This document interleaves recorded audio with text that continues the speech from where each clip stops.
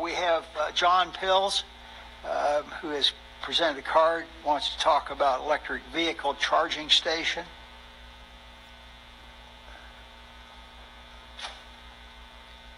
Hello everyone, commissioners. My name is John Pilz. This is my first time at a commissioners meeting. It's a pleasure to see all of you in person.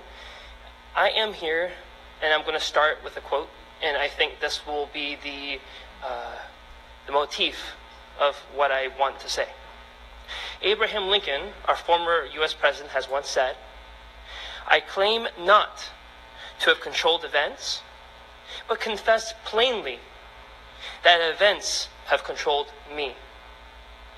We live right now during a time in our country where fuel insecurity, where the security in our nation's energy interests is wavering.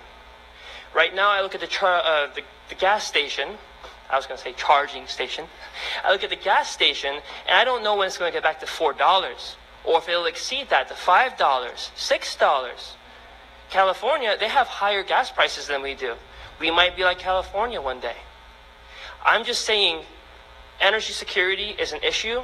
The U.S. Department of Energy has recognized it. The city of Treasure Island holding sustainability meetings and, well, entertaining EV charging stations for the past few years. As I've spoken privately with commissioners about this, they have entertained this. And unanimously, I believe we all accept that energy security is a huge issue for America today. Now, that being said, energy security, I am here because I want to make an independent agenda item, not a part of a future plan, but an independent agenda item for electric vehicle charging stations.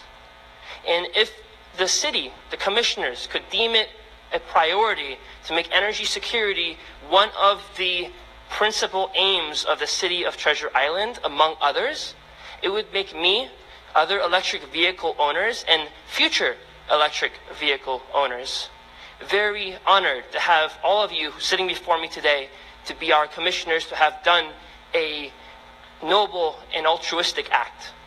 And with that said, I am a part of the new generation. I plan to bring people to make the new generations after us.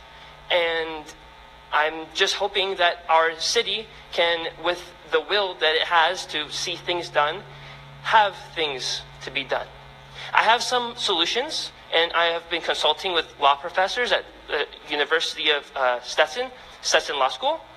And there are a lot of different methods for us to be able to get electric vehicles, charging stations in our city.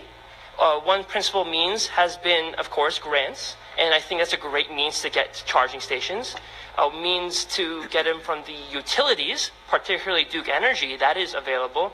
We can, on behalf of the city perhaps, have a message delivered to Duke Energy to start a conversation to perhaps have a donated charging station. They've done that in other regions. Salt Lake City, Utah, they've entertained this and they're moving forward with something like that.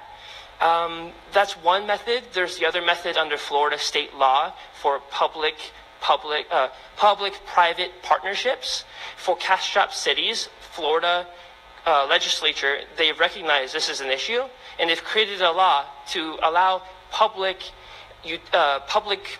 governments to utilize the private sector to fund projects that they couldn't otherwise fund. Now, those are just two methods, but there are more.